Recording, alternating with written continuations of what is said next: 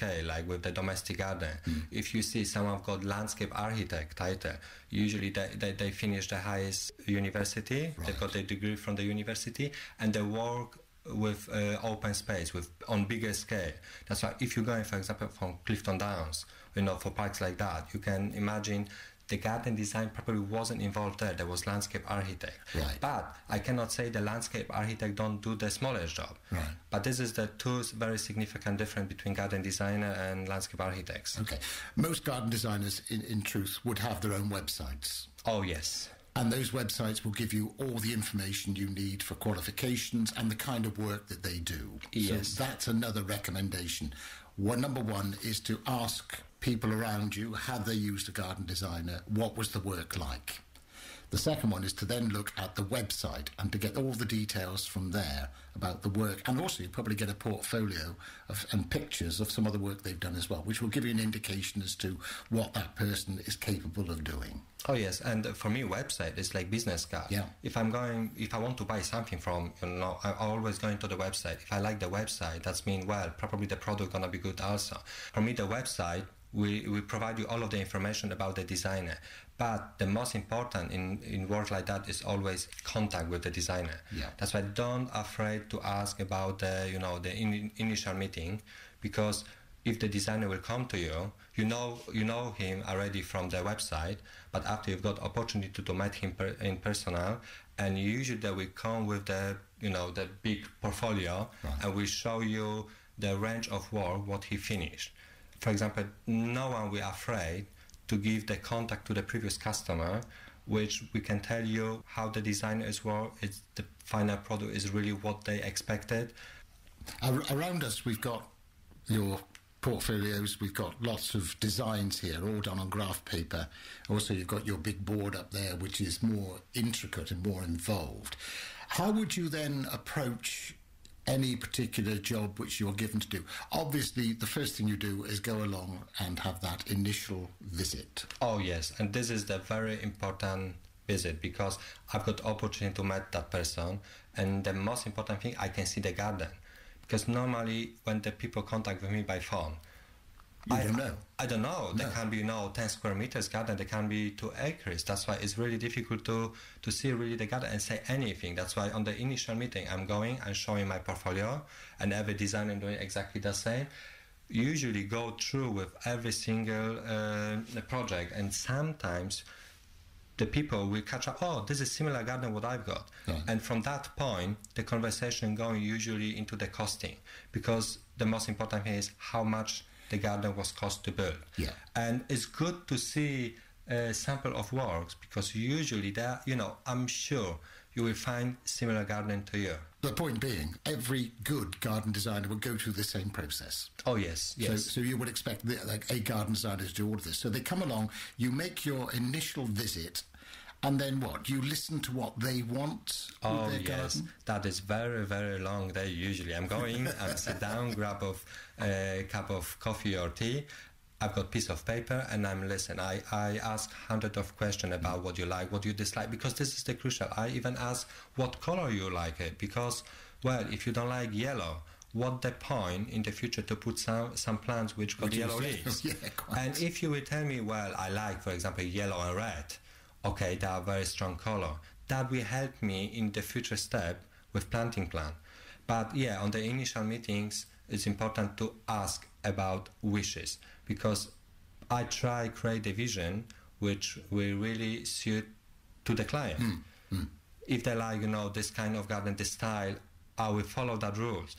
Sometimes, unfortunately, I have to say, well, I don't agree with you, because I was going to ask you this, because, yeah, exactly. I can imagine a lot of people saying, I would like, for instance, a concrete plinth, 50 foot high in the back of my garden, and you're going to turn around and say, well, okay, because the customer's always right, of course. But equally, you must be coming across people who insist on having a specific, which you can see through experience, and this, again, is where the garden designer's experience will come in, and you know what's going to happen if they were to go down that road. Yes, I really don't hesitate to say, unfortunately, this is no option for you. It's few reasons. Maybe the light is wrong. maybe the site is wrong, you don't have that soil what you want to grow them. But very often it's just slightly to give the good direction, good tips to change the ideas. And I have to say, from my experience, many people have got open mind to the ideas. They know what they want, like they want the garden. They've got some picture, they've got some ideas from the friends or from neighbors. But after they ask how we can put everything together, that the garden will work, because this is, this is difficult. Yeah. And if I will listen really, the clients, I will know what they want. I will back to, to my office. I will put the paper on the drawing boards, and I will try create the shapes, because the shape is really the very important thing. And after I will go again to show my ideas. But this is really a long process. This is where the experience of any garden designer comes into its own, because you would have been there, you would have done the work before, you would have found the pitfalls, the difficulties, you would have seen and heard the catastrophes that some people get into. Oh, yeah. And they do the work themselves. And again, this is where the expertise of a garden designer is important. Oh, yes. Experience, and again, experience. Because some gardens are easy to design. Some gardens are really, more challenged. They're not difficult, but they're more challenged. And very often when I'm going to the garden, I'm giving the few tips. For example, you've got the garden which got beautiful landscape around.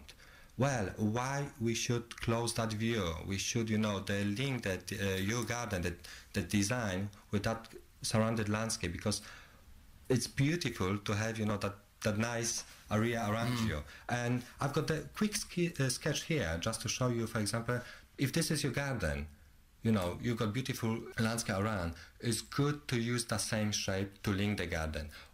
Don't put any fences, any walls, because that will close, the view. And always try to create the nice focal point, which in this case is the nice landscape. Yeah. What you've got here is a lovely high-ish backdrop. Yeah. And then it sort of flows down to that flat piece, which you obviously would walk around later in the year when all the foliage is Did you know this? Even that shape of the path is a repetition of that shape of hill behind. And even those trees from the landscape, we use the same shape of the tree, in the garden. That's why both, the shapes of the path and shape of the plants are really blend each other. And that is giving me, the good...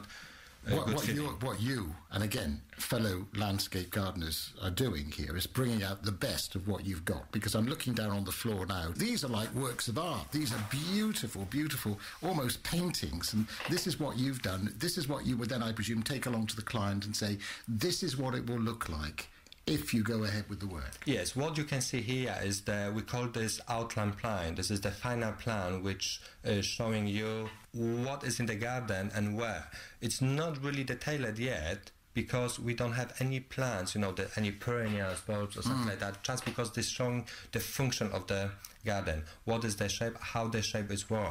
Try imagine, for example, this garden here, the shape. Well, that was quite long garden, surrounded by wall, very typical urban garden, as I call city garden. And in a way, I can only imagine it quite an uninteresting garden. Oh, yes. Well, you had the two parallel wall. And that was it. Yeah, be honest, that was open even to the car park at the end. And typical garden, surrounded by walls, fences, hedges. And this is the second example, because in garden like that, what you have to do, you have to really create a shape which will focus on what is going on in the garden. Yeah. And we call this, they're using the correct shapes.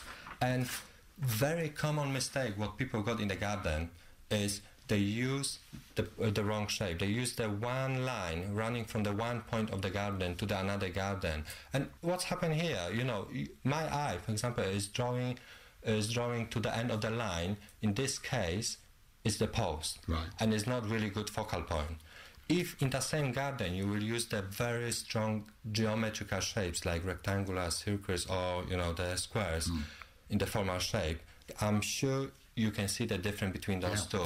My eye is really always focusing on what is going on. See, I would never have thought of putting a shape like that in the middle of the garden, but now I've seen that you've done it with your eye.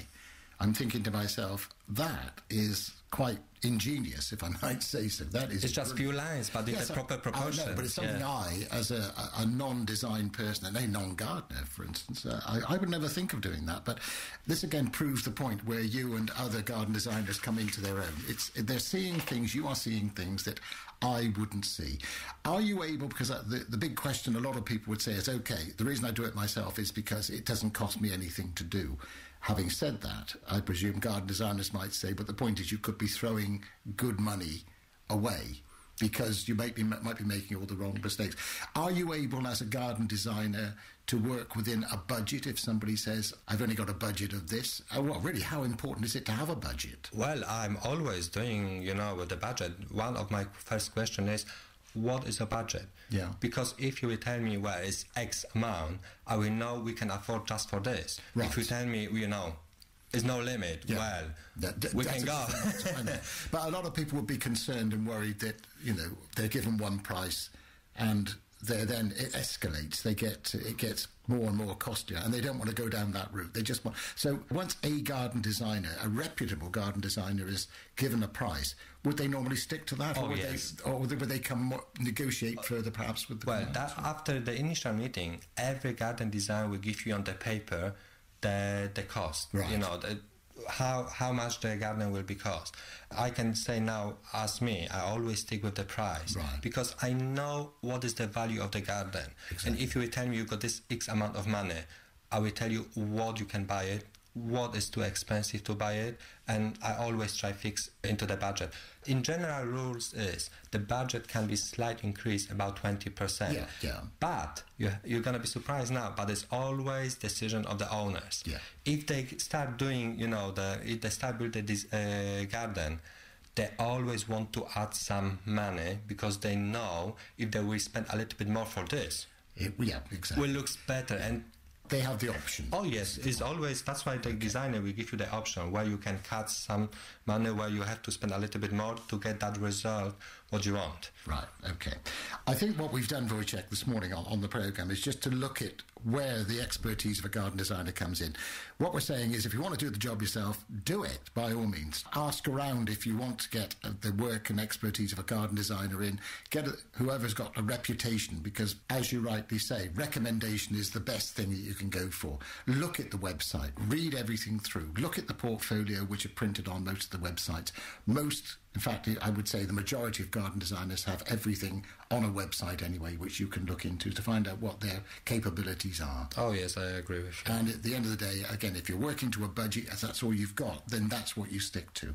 And again, a good garden designer will respect that and go along with it, because you want your garden designer basically to be your friend. Oh, yes. Yes. You don't want to make enemies, because you, after all, you've got a reputation to keep as well, haven't you? Oh, yeah.